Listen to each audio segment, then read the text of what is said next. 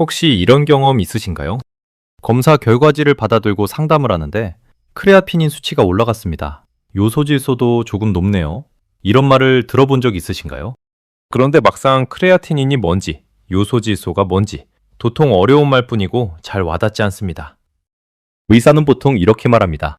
음식을 조심하세요. 특히 단백질을 줄이셔야 합니다. 하지만 여기서부터 더 혼란스러워집니다. 도대체 어떤 음식을 줄여야 하는 건지, 약을 먹어야 하는 건지, 혹시 이러다 투석까지 가는 건 아닐지 걱정만 커집니다. 그렇다고 병원에서 속 시원하게 하나하나 짚어주지는 않습니다. 그래서 오늘 제가 이 부분을 차분하게 풀어드리려고 합니다. 그런데 여기서 많은 분들이 놓치고 있는 아주 중요한 사실이 하나 있습니다. 신장 수치를 개선하는 방법은 음식을 무작정 제한하는 것이 아니라 올바른 음식을 선택하는 것입니다. 실제로 제 환자분들 중에는 크레아티닌 수치가 1.8이던 분이 6개월 만에 1.5까지 떨어진 경우도 있습니다. 특별한 치료를 한 게 아닙니다. 음식을 줄인 것도 아닙니다. 단지 음식 선택을 바꿨을 뿐입니다. 오늘 영상에서 그 방법을 하나씩 자세히 알려드리겠습니다. 저는 신장내과 전문의로 지난 15년간 신장질환 환자들의 수치 개선과 진행 억제를 위해 임상진료를 해온 의사입니다. 제 진료실에 오시는 분들 중 다수는 처음엔 낙담해 있습니다. 약만으로는 안 되는 건가? 결국 투석을 받아야 하는 건 아닐까? 라고 묻곤 하죠. 그런데 제가 그분들께 3개월간 올바른 식품 관리를 하도록 안내한 후 재검사를 하면 대부분 검사 결과에 놀라워합니다. 크레아티닌이 평균 15에서 20% 개선되고 요소질소도 안정화되기 때문입니다. 먼저 신장 수치가 정확히 무엇을 의미하는지부터 이해해야 합니다. 우리 몸에서 신장은 혈액을 여과하는 필터 역할을 합니다. 그 과정에서 생기는 노폐물이 소변으로 배출되는데 신장 기능이 떨어지면 이 노폐물이 혈액에 남아있게 되죠. 그래서 병원 검사에서 보는 수치들이 있습니다. 크레아티닌이라는 수치는 근육대사의 부산물입니다. 신장이 정상이면 이것을 걸러내서 소변으로 배출합니다. 하지만 신장 기능이 떨어지면 혈액에 축적되어 수치가 올라갑니다. 요소질소 BUN이라는 것은 단백질 분해 후 생기는 노폐물입니다. 역시 신장이 걸러내지 못하면 혈중 농도가 높아집니다. 사구체 여과율, EGFR이라는 것은 신장이 얼마나 효율적으로 혈액을 여과하는지를 보여줍니다. 이 수치가 60 이하면 신장 기능이 어느 정도 저하됐다는 신호입니다. 여기서 핵심은 이겁니다. 음식이 이 수치에 직접적인 영향을 미친다는 사실입니다. 물론 신장 자체의 구조적 손상은 식품으로 완전히 되돌릴 수 없습니다. 하지만 남은 신장 기능을 최대한 효율적으로 보존하고 추가 손상을 방지하는 것은 충분히 가능합니다. 그것을 가능하게 하는 게 바로 올바른 음식 선택입니다. 신장 수치 개선을 위해서는 5가지 핵심 영양소를 이해해야 합니다. 첫 번째는 고품질 단백질입니다. 여기서 주의할 점이 있습니다. 많은 사람이 신장이 안 좋으니 단백질을 줄여야 한다고 생각합니다. 이건 부분적으로만 맞는 얘기입니다. 정확히는 단백질을 줄이는 게 아니라 선택적으로 섭취해야 합니다. 신장이 약해진 상태에서 과도한 단백질은 확실히 부담이 됩니다. 왜냐하면 단백질이 분해될 때 생기는 질소 노폐물을 신장이 처리해야 하기 때문입니다. 그런데 단백질을 완전히 끊으면 근육이 빠지고 면역력이 떨어집니다. 특히 60대 이상에서 근감소증은 신장병보다 더 위험한 상황을 만들 수 있습니다. 제 임상 경험상 단백질 섭취를 완전히 제한한 환자들이 나중에 더 많은 합병증을 겪게 됩니다. 그래서 중요한 건 단백질의 질입니다. 흰살 생선처럼 식물성 단백질에 가까운 생선 단백질은 신장이 처리하기가 상대적으로 수월합니다. 반면 붉은 고기의 단백질은 신장 부담을 훨씬 크게 만듭니다. 제 진료실에서 만난 65세 남성 환자를 예로 들면 초기에 크레아티닌 1.8이었습니다. 의사의 지시에 따라 단백질을 완전히 제한했는데 3개월 후 오셨을 때 근력이 눈에 띄게 떨어져 있었습니다. 저는 그분께 단백질을 완전히 끊지 말고 대신 흰살 생선과 계란으로 하루 50g 정도의 양질의 단백질을 섭취하도록 조정했습니다. 6개월 후 재검사 결과 크레아티닌은 1.7로 개선되었고 근력도 회복되었습니다. 두 번째 핵심 영양소는 식이섬유입니다. 이건 정말 과소평가되는 요소입니다. 식이섬유는 장에서 독소와 노폐물을 흡착해서 대변으로 내보냅니다. 그러면 신장이 걸러내야 할 노폐물의 양 자체가 줄어듭니다. 쉽게 말해 신장에 들어오는 일감을 미리 줄여주는 셈입니다. 과부하가 걸린 공장에 원료 투입량을 줄여주는 것처럼 신장 입장에서는 처리할 독소가 적어지니 효율성이 올라갑니다. 수용성 식이섬유는 특히 중요한데 사과, 귀리, 콩 같은 식품에 풍부합니다. 세 번째는 칼륨 관리입니다. 여기서 주의할 점이 있습니다.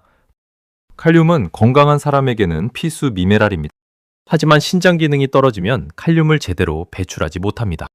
혈중 칼륨이 높아지면 심장 박동이 불규칙해질 수 있으므로 신장 수치가 낮은 분들은 고칼륨 식품을 제한해야 합니다. 실제 임상에서 고칼륨 혈증으로 인한 심장 부정맥을 경험한 환자들도 많습니다. 네 번째는 인인산염 조절입니다. 단백질이 많으면 인도 함께 많이 들어옵니다. 신장이 약해지면 인을 배출하지 못해 혈중 농도가 높아집니다. 이게 계속되면 뼈에서 칼슘이 빠져나가는 2차적 문제가 발생합니다. 의학용어로 신성고리 영양증이라고 부르는 질환인데 이는 골다공증보다 더 심각한 상황입니다. 다섯 번째는 나트륨 제한입니다. 짠 음식은 혈압을 올리고 높은 혈압은 신장 손상을 가속화합니다. 또한 나트륨은 수분 저류를 일으켜 부종을 악화시킵니다. 제 환자 중에도 고염식을 하던 분들이 저염식으로 바꾼 후 혈압이 안정화되고 신장 기능이 개선된 경우들을 많이 봤습니다. 그렇다면 실제로 어떤 음식들이 신장 수치를 개선하는 데 도움이 될까요? 첫 번째 음식군은 흰살 생선입니다. 명태, 흰살 생선 중심으로 선택하면 됩니다. 이런 생선들에는 오메가3 지방산이 들어있는데 이 성분은 신장 혈관의 염증을 줄이고 신장으로 가는 혈류를 개선합니다. 또한 단백질이 풍부하면서도 신장이 처리하기 상대적으로 수월합니다. 제 진료실에 한 환자 사례를 들면 요소 질소가 32였던 60대 여성이 흰살 생선을 주 3회 섭취하도록 식단을 개선한 후 3개월 뒤 24로 개선되었습니다. 생선에 포함된 단백질이 더 효율적으로 이용되면서 동시에 신장 손상이 줄어든 결과였습니다. 두 번째 음식은 귀리입니다. 귀리는 수용성 식이섬유, 베타글루칸이 풍부합니다. 이 성분이 장에서 콜레스테롤을 흡착해서 배출시키기 때문에 혈중 콜레스테롤 수치도 낮춰줍니다. 높은 콜레스테롤은 신장 혈관을 손상시키므로 이것을 낮추는 것 자체가 신장 보호입니다. 또한 귀리의 식이섬유는 앞서 설명한 대로 신장이 처리할 노폐물의 양을 줄여줍니다. 세 번째는 검은 완두콩입니다. 완두콩은 단백질과 식이섬유를 동시에 제공합니다. 특히 인해 함량이 다른 단백질 식품보다 낮다는 장점이 있습니다. 신장 기능이 저하된 상태에서 인 섭취를 조절하는 것이 중요한데 완두콩은 이 조건을 만족하는 훌륭한 단백질원입니다. 네 번째는 양배추입니다. 양배추는 칼륨이 적으면서 비타민 K가 풍부합니다. 비타민 K는 뼈 건강에 필수적인데 신장 기능 저하로 인한 뼈 손상을 예방하는 데 도움이 됩니다. 또한 양배추의 식이섬유와 항산화 성분이 신장 염증을 줄여줍니다. 다섯 번째는 버터넛 스쿼시입니다. 이 음식은 칼륨이 많다고 생각해서 피하는 경우가 많습니다. 하지만 정확한 수치를 보면 스쿼시는 비슷한 양의 다른 야채보다 칼륨이 적습니다. 또한 베타카로틴과 식이섬유가 풍부해서 신장 건강을 지키면서도 영양소를 충분히 섭취할 수 있습니다. 여섯 번째는 사과입니다. 사과는 저칼륨 과일이면서 페놀 항산화 성분이 풍부합니다. 앞서 설명한 식이섬유도 많아서 신장이 처리할 노폐물을 줄여주는 역할을 합니다. 특히 사과 껍질에 이런 성분들이 집중돼 있으니 깨끗이 씻어서 껍질째 먹는 게 좋습니다. 일곱 번째는 마늘과 양파입니다. 이들은 나트륨 없이 음식에 풍미를 더해줍니다. 신장 수치가 떨어진 사람들은 식염을 제한해야 하는데 마늘과 양파를 활용하면 맛있게 식사하면서도 나트륨 제한을 지킬 수 있습니다. 또한 이들에 함유된 설포라판은 항산화 성분으로 신장세포 손상을 줄여줍니다. 여덟 번째는 올리브유입니다. 올리브유의 불포화 지방산은 신장 혈관을 보호합니다. 특히 엑스트라 버진 올리브유에는 폴리페놀이 풍부한데 이것은 신장의 산화 스트레스를 줄여줍니다. 이제 이런 음식들을 실제로 어떻게 식단에 넣을 것인가가 중요합니다. 신장 수치가 떨어진 사람들이 피해야 할 음식들부터 정리하겠습니다. 첫째, 가공식품과 냉동식품입니다. 이런 식품들은 나트륨과 인산염이 매우 높습니다. 보존을 위해 첨가되는 인산염은 천연식품의 인보다 신장이 처리하기 훨씬 어렵습니다. 둘째, 붉은 고기입니다. 소고기, 돼지고기 같은 붉은 고기는 인과 칼륨이 모두 높습니다. 또한 포화지방이 많아서 신장 혈관 건강을 해칩니다. 셋째, 고칼륨 과일입니다. 바나나, 오렌지, 수박 같은 과일은 칼륨이 매우 높아서 신장 기능이 떨어진 상태에서는 위험할 수 있습니다. 넷째, 말린 과일과 견과류입니다. 수분이 빠지면서 칼륨과 인이 농축됩니다. 다섯째, 짠 음식과 가공육류입니다. 베이컨, 소시지, 햄 같은 식품은 나트륨과 인산염이 극도로 높습니다. 여섯째, 일부 유제품입니다. 치즈와 우유는 인과 칼륨이 높습니다. 특히 경성 치즈는 농축된 형태라 더 주의가 필요합니다. 그렇다면 신장 수치 개선을 위한 하루 식단은 어떻게 짜야 할까요? 아침을 어떻게 시작할 것인가 살펴보겠습니다. 생각해보시면 하루를 시작하는 아침 식사가 얼마나 중요한지 아실 겁니다. 신장 수치를 개선하려는 분들이 아침에 챙겨 먹으면 좋은 것들은 이런 것들입니다. 귀리죽 한 그릇에 저지방 요거트를 한 수저 얹고 여기에 신선한 베리를 몇 개를 곁들이는 방식입니다. 이렇게 드시면 어떤 점이 좋을까요? 우선 귀리에 들어있는 식이섬유가 하루를 시작하면서부터 신장의 부담을 덜어줍니다. 동시에 요거트의 단백질은 근력을 유지하는 데 필요합니다. 베리류는 칼륨을 과하지 않게 유지하면서도 항산화 성분을 공급합니다. 결과적으로 식이섬유와 일부 단백질을 제공하면서도 칼륨을 의식적으로 조절할 수 있는 구성이 되는 것입니다. 점심때가 되면 어떤 식사를 해야 할까요? 점심은 하루 중 가장 중요한 식사입니다. 이 시간에 충분한 영양소를 섭취해야 오후를 활기차게 보낼 수 있거든요. 신장 수치를 개선하려는 분들의 점심 구성을 생각해 보면 이렇습니다. 흰살 생선을 구워서 준비하고 양배추 샐러드를 곁들이며 현미 반 공기 정도를 밥으로 삶는 식입니다. 이런 구성이 왜 효과적일까요? 흰살 생선은 신장이 처리하기 상대적으로 수월한 양질의 단백질을 제공합니다. 양배추의 식이섬유는 신장이 걸러내야 할 노폐물을 미리 장에서 제거해 줍니다. 올리브유 드레싱으로 맛을 내면 나트륨은 최소화하면서도 좋은 지방을 공급합니다.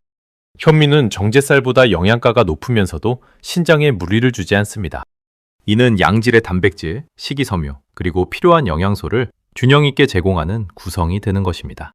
저녁 식사는 어떻게 준비할까요? 저녁은 하루를 마무리하는 중요한 시간입니다. 하지만 흔히 저녁을 과하게 차리는 분들이 많습니다. 신장 건강을 생각한다면 저녁은 오히려 가볍고 신중하게 준비해야 합니다.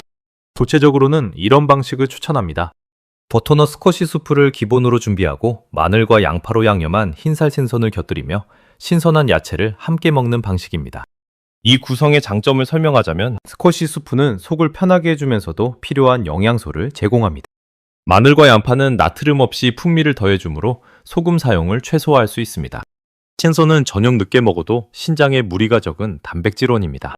신선한 야채는 저녁에 섭취한 음식의 소화를 돕고 추가 식이섬유를 공급합니다. 이렇게 준비한 저녁은 하루를 마치면서 신장에 과한 부담을 주지 않으면서도 밤새 신체 회복에 필요한 영양소를 안정적으로 제공하는 구성이 됩니다. 이런 식단을 일관되게 유지하면 대부분 3개월에서 6개월 후에 검사 수치 개선을 경험하게 됩니다. 제 진료 경험에서 본 여러 사례가 있습니다. 첫 번째 사례는 70세 남성입니다. 초진 때 크레아티닌 2.1, 요소질소 38이었습니다. 그분은 평생 육고기를 즐겨 드셨고 간식으로 견과류와 치즈를 자주 섭취하고 있었습니다. 저는 3개월 차 식단 개선을 권했습니다. 붉은 고기를 흰살 생선으로, 견과류를 쌀로 바꾸고 유제품 섭취를 줄이고 대신 양배추와 귀리를 늘렸습니다. 6개월 후 재검사 결과 크레아티닌은 1.8, 요소지소는 28로 개선되었습니다. 두 번째는 58세 여성입니다. 초진 때 사구체 여과율이 48이었습니다. 이면 신장 기능이 상당히 저하된 상태였습니다. 그분은 건강하려고 고단백 식단을 하고 있었습니다. 계란을 하루 5개, 그릭 요거트를 매일 먹고 있었죠. 저는 이를 줄이고 대신 흰살 생식 주 3회, 완두콩을 활용한 식사를 하도록 조정했습니다.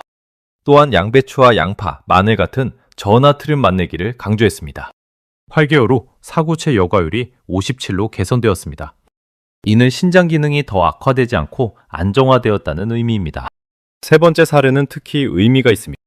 65세 남성으로 초진 때 요소질소가 42였습니다. 그분은 약으로 해결할 수 없는가라고 여러 번 물었습니다. 저는 약도 중요하지만 신장질환 관리의 70%는 식생활이라고 설명했습니다. 6주 재상담했을 때 그분은 식단 개선이 얼마나 효과적인지 직접 경험했습니다. 수치는 38로 떨어졌습니다. 만 6주 만에 4포인트의 개선이 있었던 것입니다. 신장 수치 개선은 즉각적인 기적이 아닙니다. 하지만 일관된 식품 선택을 통해 충분히 달성 가능합니다. 핵심을 정리하면 첫째, 양질의 단백질을 적절량 섭취하세요. 흰살 생선, 계란, 완두콩 위주로. 둘째, 식이섬유를 충분히 확보하세요. 비리, 양배추, 사과 같은 식품으로. 셋째, 칼륨과 인을 의식적으로 조절하세요. 고칼륨 식품과 가공식품을 피하고. 넷째, 나트륨을 제한하세요. 마늘, 양파, 올리브유로 맛을 내되 소금 사용은 최소화합니다. 다섯째, 정기적으로 검사를 받으세요. 수치 변화를 추적하면서 식단을 미세 조정합니다. 저는 제 환자분들에게 항상 이렇게 말합니다. 신장 수치는 의사와 약이 만드는 게 아닙니다. 당신이 매일 식탁에서 만드는 것입니다. 오늘부터 한 가지라도 바꿔보세요. 붉은 고기 한 끼를 흰살 생선으로, 흰쌀 한 공기를 귀리로, 만식의 견과류를 양배추 스틱으로.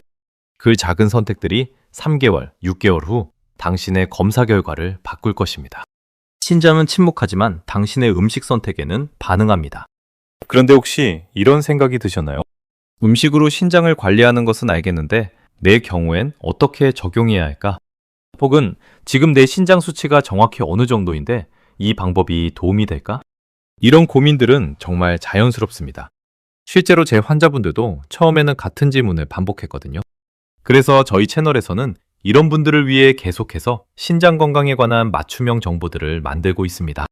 예를 들어 다음 영상에서는 신장 수치별로 어떻게 음식을 조절해야 하는지를 구체적으로 다룰 예정입니다. 또 그 다음 영상에서는 신장 건강을 해치는 예상 밖의 음식들을 소개할 거고요. 혹시 모르니 구독해 두시면 이런 영상들이 올라올 때마다 바로 알림을 받으실 수 있습니다. 특히 신장 수치가 떨어진 분들, 가족 중에 신장 질환자가 있는 분들이라면 더욱 필요한 정보들입니다. 그리고 요즘 신장 건강에 관심이 많아지면서 저희 채널을 찾아주시는 시청자분들이 정말 많아졌습니다. 구독을 눌러주신 분들 덕분에 더욱 정확하고 신뢰할 수 있는 건강 정보를 계속 만들어가고 있습니다. 만약 오늘 영상이 조금이라도 도움이 되셨다면 아래 구독 버튼과 좋아요를 눌러주세요. 그것이 저희가 더 좋은 정보를 만드는 원동력이 됩니다. 그리고 댓글로 당신의 신장 건강 이야기 혹은 오늘 배운 내용을 실제로 시도해 보신 후에 변화를 나눠주시면 그것이 저희 채널을 더욱 풍요롭게 만들어줍니다. 다음 영상에서 더 실질적인 신장 건강 정보로 뵙겠습니다. 감사합니다.